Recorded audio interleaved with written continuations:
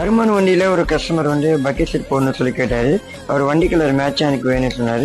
ஆனால் எங்ககிட்ட ரெட் இருந்துச்சு, ப்ளூ இருந்துச்சு, டேனு ப்ரௌன் அப்படியே இருந்துச்சு. பட் ஆனால் கிரே ஒயிட் இல்லை.